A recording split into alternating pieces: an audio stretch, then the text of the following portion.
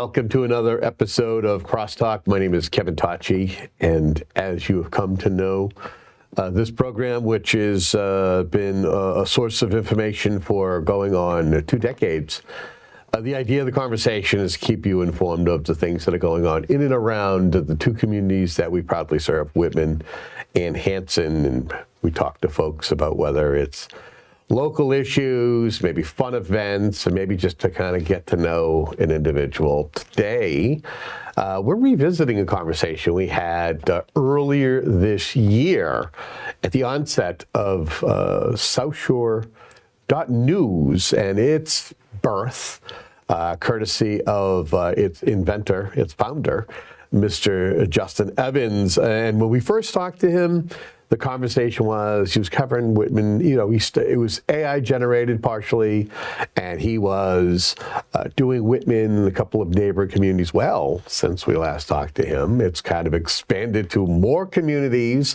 I think there's a podcast element, and this is also coming on the heels of the Whitman Hanson Express no longer publishing, with its editor, Tracy Seeley, retiring.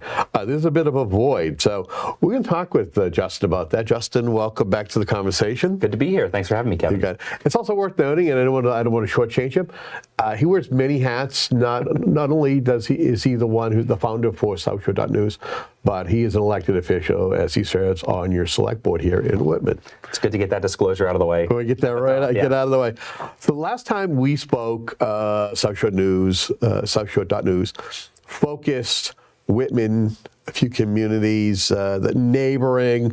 How many communities are you covering now, and what's going on with the expansion? So yeah, I started with the towns that didn't have any local news coverage, and then I added Whitman and Hanson as sort of my benchmark, because I work in the towns, I follow the Express, and that helped me trust the output I was putting out.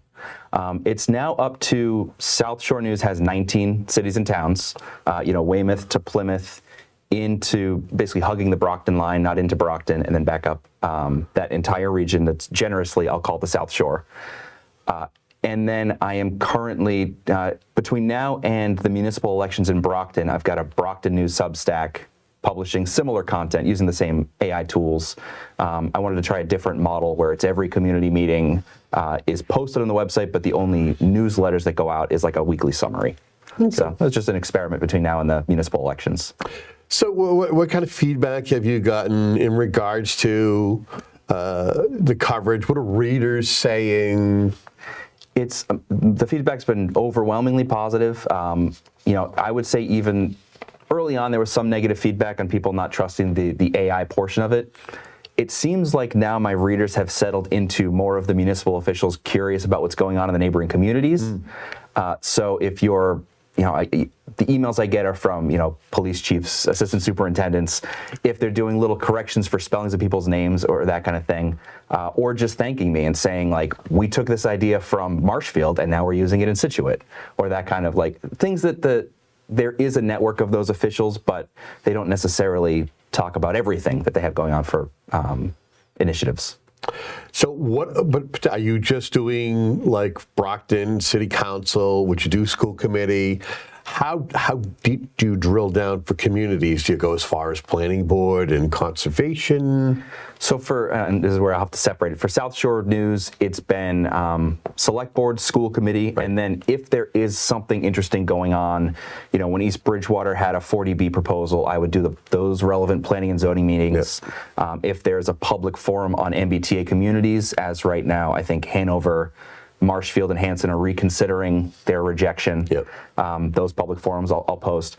For Brockton, because I'm trying the different style just to see what works, every meeting that Brockton Community Access puts online, that's like a public meeting, not sports events, I'll create a meeting summary of, and then put that in the newsletter that's been going out on Sundays. So that's planning, zoning, conservation, Board of Health, sewer commissioners, everything. Wow. Yeah. What have you noticed as to any particular types of stories that are getting the most engagement across the region? It's been, here I guess I'll kind of separate it. Early on, it was the towns where I had the most readers that were sharing content on Facebook or among their whatever email groups. trying to say, hey, this override's coming up, this is what we want to talk about, or that kind of stuff. I think my most read story is still the South Shore Tech vote, which was way back in the spring. But things that have been creeping up there since have been, Rockland has like a Board of Health controversy going on, where they're having difficulty calling meetings right now, and there's some urgent stuff that needs to happen.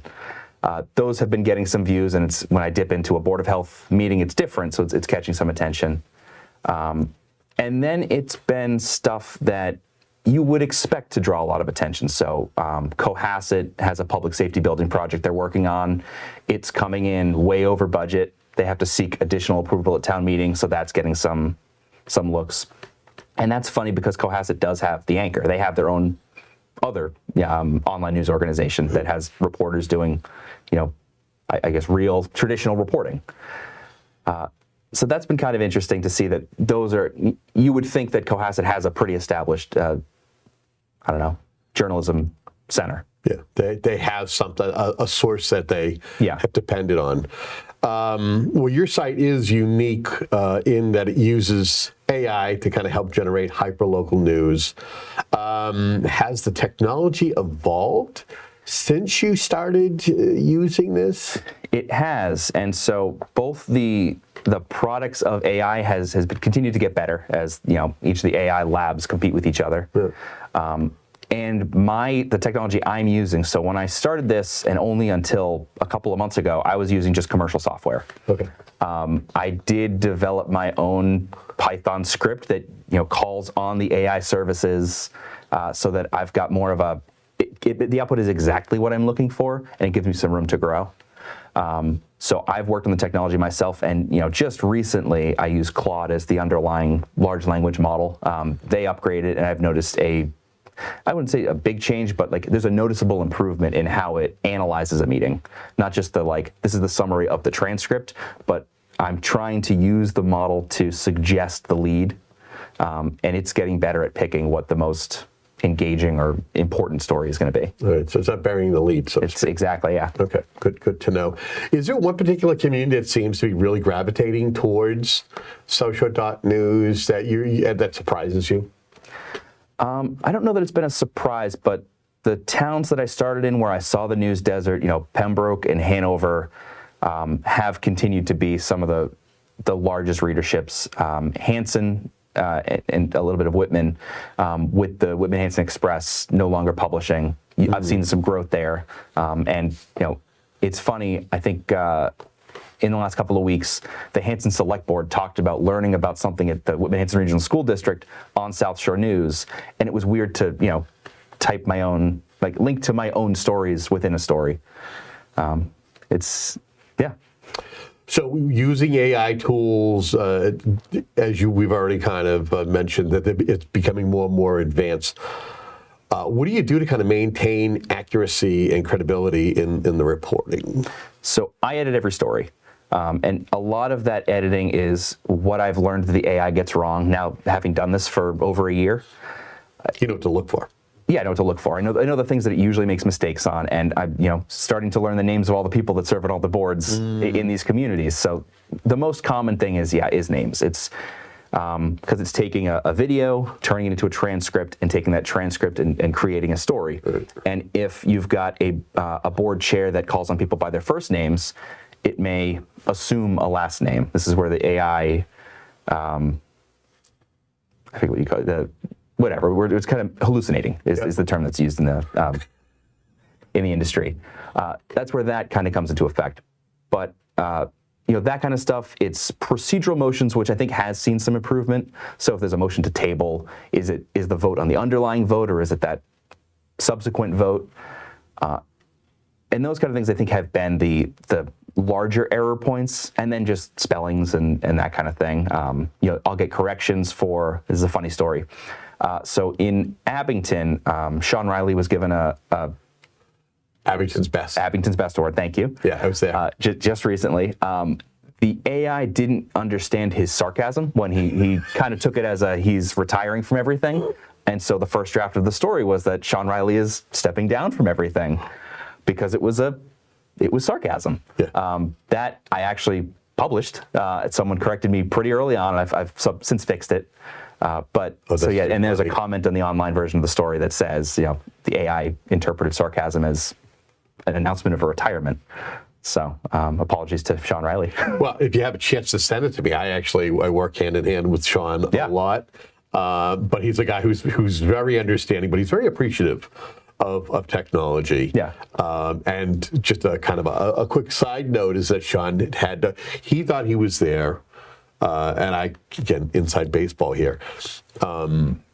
The town of Abington is building to get a new complex where it's going to be a new DPW building and new fire station.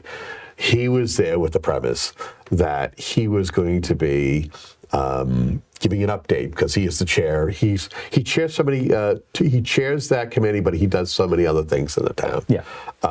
He's an invaluable source. His family has long done a lot of things, and he was kind of perplexed that the room was slowly starting to fill up with people, including members of the high school football team, which I believe his nephew Jack happened to be in the background. He's like, "All right, I'm a bit flustered here." So just a little behind the scenes that he's like, "All right, I know something's up here. What's going on?" They finally let him have it. There you go. So that's just behind that. Poking around and doing a little research for our conversation here, I noticed that you have added podcasts to the website. Talk to me about the topics and the format, the type of format that you're focusing on. I have. So that has been a bit of a deviation.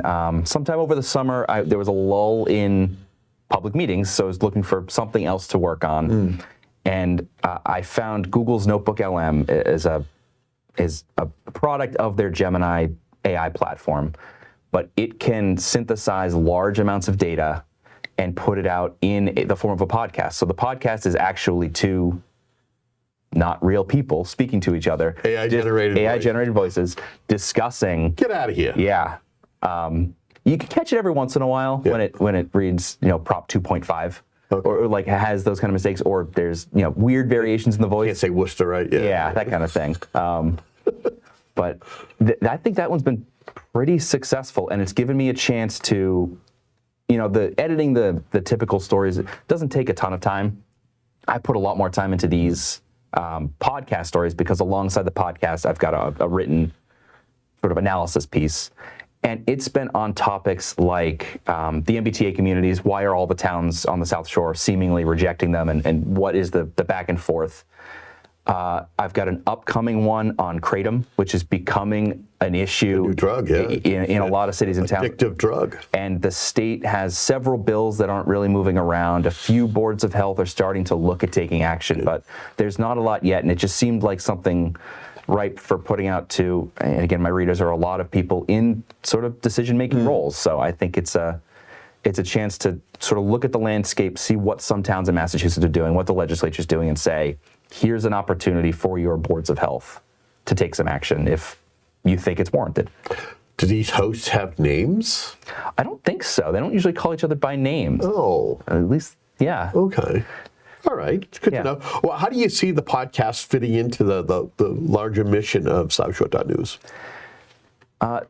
So it's been an experiment for me. So the podcast was just sort of a next thing to try out. I wasn't sure if it was going to stick. I'm doing something along those lines with a weekly newsletter summarizing the last week's news and trying to categorize things. So here's your education stories. 5 or 6 school committees met on this issue. A couple towns are having trouble hiring a town administrator. These are how the searches are going. So those are the two, I guess, biggest changes in the last few months. And I'm just trying stuff because I can. It's interesting to note, and this honestly comes as a surprise, you telling me that these podcasters are AI generated. There are 3 or 4 local radio stations here on the South Shore. I happen to know one of them that actually some of the commercial spots, the voices are AI generated. Really? Yeah, you wouldn't know it. No. I just happen to know enough people in the radio business and asked an individual, I'm like, hey, this person sounds very much like, oh, yeah, ChatGPT, help me create this person. There have been a few moments since starting this, since really experimenting with AI, that have really, I don't know, made me take a step back and think like we're crossing a barrier here that we may not be able to come back from. And the AI podcast was one of them. I was like, this is, I would say even separate from South Shore News, I've been using it to synthesize large amounts of information for my day job and just say, I don't know much about utility rate making. I'm on the technical side of that regulatory business. Here's several 100-page studies. Give me a 20-minute summary of what's going on here. And you can listen to it. And you can listen to it. And I listen to it on the train on the way to work. That's amazing. It's weird. It's impressive. It's something else. Do you look to add any types of multimedia features like video or maybe community live streams or anything like that? You got any ideas for that, or is it we just kind of stay in a podcast right now? So I've talked about that. I think the next step for South Shore News is probably, I would love to hire a reporter or an editor and like bring some professional staff on and take this sort of hybrid approach, because I think there's a lot of value there. There are a lot of stories that come across where it really seems like someone digging into it could make a huge difference. And that's what I've done with some of these podcast deeper dives studies, but it's not, I'm not trained in journalism. I think a professional could do a much better job looking at some of this stuff. So I think that's the next iteration, and that may morph into more of the podcast multimedia. I would love to get something on YouTube, but doing this in a couple hours a week, I'm not going to be able to do that. I think that's probably the next step, but it would take, probably figuring out how to monetize still what I'm doing now to even pay someone freelance part-time to do maybe the editing and then explore a little further. Okay. And it's interesting, earlier on in our conversation, you mentioned about the Whitman-Hanson Express. I'm sure folks are feeling the gap, not having that media source. They're no longer publishing at this particular time. Tracy Seeley she has retired. How do you feel your role is expanded since the Whitman Express has no longer published? I think it's definitely a more, important role. So in my other hat as a member of the select board, I've been doing monthly summaries. Here's what happened in Whitman.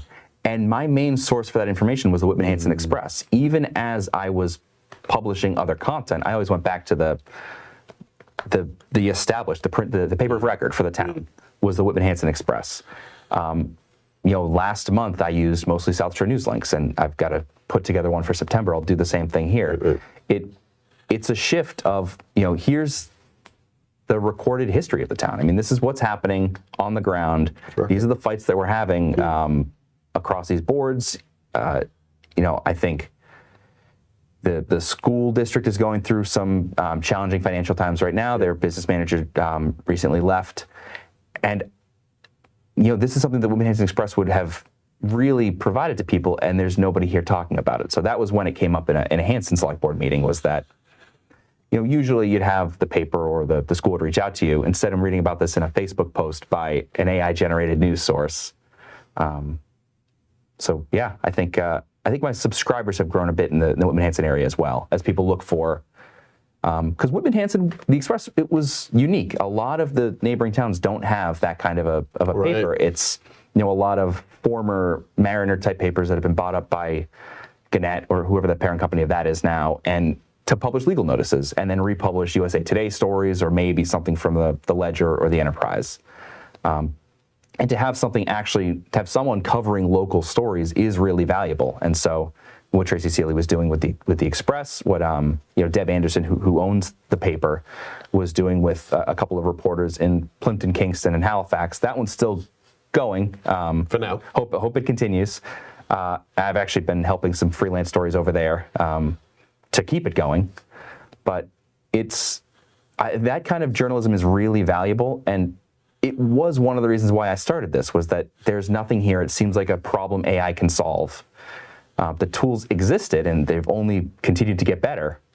I think there's something here that can provide a service to the community, and I mean the cost of these AI tools right now, I think it's like Uber and Lyft in the beginning. It's a race to the bottom. Yep. They're competing for prices. I don't know that it'll stay this way forever, but it is very cheap to transcribe a meeting and produce an article in the style of local journalism. It's interesting that you had mentioned about doing a monthly breakdown of what's happened in each community. Back when I wrote for the Enterprise and the Patriot Ledger, there used to be something called For the Record. They did it on a weekly basis, and it would be in the Sunday paper. And depending on the committees and the boards that you were covering, your editor would ask you to write a little bit of a blurb, and you would submit those, and they would show up, and it would be 2 pages for the communities that the Enterprise and the Patriot Ledger, covered. I want to say somewhere around when there was a change when the Enterprise was sold and the Ledger was sold back in 2007, 2008.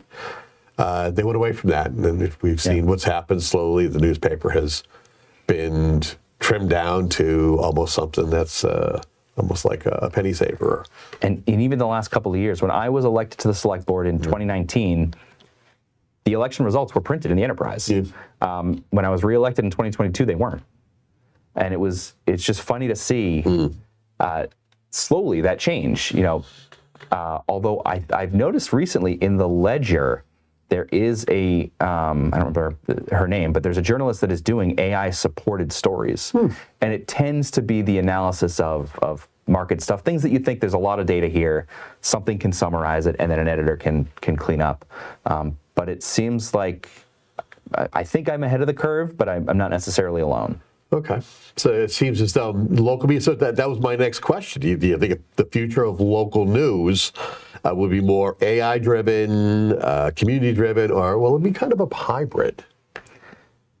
That's a good question. I think it's going to end up being a hybrid. I do think that, I tend to think of AI as a tool more like the internet or, something like that it's going to change the automobile. It's going to change everything that we work on, but it's not necessarily going to, the people that succeed in it are going to be the ones that learn how to use it as a tool and not run away from it, fearing it. The Luddites with their weaving machines, trying to, fleeing to Australia so they don't get displaced. Okay. How do you feel that you're working to connect with residents, maybe help build trust with South Shore communities that you're covering right now? I think, I'm getting a lot of supportive feedback. I think, residents have been reaching out to me. It's funny, the number of people that I've had to turn away saying, offering tips and stories like you would a typical reporter. And I say, I spend 3 or 4 hours a week editing AI stories. Glorified meeting minutes is really what I'm doing here. If I've got something to dig into, I can think about it. But right, but if you could put it in story form, that's what you're doing. That's what I'm doing. It's breaking down what's happening and putting it in story form. Yeah. I think it's a huge benefit to communities that don't know what's going on. And with the demise of local news, I think that's really important to have. How do you dissuade from people who want to kind of put a spin one way or the other? We live in a very divided time right now. Yeah. More so on the national level. I don't know on the local level just yet. It hasn't trickled down. But how do you try to kindly say to someone who wants to give you one side of the story, say, hey, thank you very much, but this right now, this model's working to kind of just give the basic coverage. It is, and I will say the model right now is not without bias, but it's putting out the bias of the meeting. So if the chair and the town administrator are pushing a particular direction as the right direction for this board to take, that's the bias that's going to come through in the article. So I tell people that if you disagree, go speak in public comment at the meeting because it'll get picked up. You'll get your opinion out there, and it'll end up in the article at the end of the day. Okay. We just got a couple of minutes left here. Conversation goes fast. Yeah. Let's talk goals for SouthShore.News. What are you going to look to do in regards to update things or change? What are you hoping to do? Are you going to add more communities, more features, something else? Have you set goals? So I think I would like to. I'm going to probably explore subscription fees, and I want to see what that looks like, and what the drawback is going to be from. I imagine I will lose 3/4 of the daily readers, and if I keep the newsletter on the weekend free that summarizes everything to still get the blurbs, I'm still putting the information out there. But I think that's probably the next step, and it will allow me to do things like bring on a part-time editor, and see what I can do more on the human side of things than the AI side of things. The podcast was an experiment. The newsletter is an experiment. I think both of those have worked really well. I will see what other areas seem open to exploration with AI. But I think for right now, the South Shore News is probably grown as big as it can. I'm putting out about 3 stories a day during the week and maybe two a day on the weekends. And you don't want to inundate people with emails over time. The Brockton side of things is a little bit more time intensive because it's all of the meetings, but editing those meetings also takes some time. But that might be an expansion model where if I pick up Quincy or Braintree, I can maybe segregate smaller areas and branch off even, maybe the Bridgewaters if I separate East Bridgewater from South Shore News. I think there is room to grow. I think I probably need to bring on help to do that. Okay. If folks want to find out more about SouthShore.News, maybe they want to reach out to you with questions or maybe offer some assistance in some way, how can they do that? So the website is in the name, SouthShore.News.